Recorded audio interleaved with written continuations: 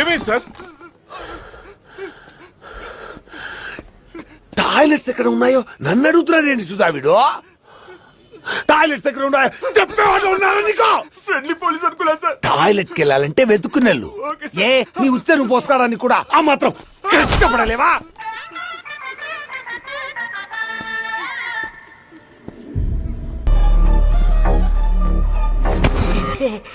వాడు చెయ్యెత్తాడు, కొట్టబోయాడు,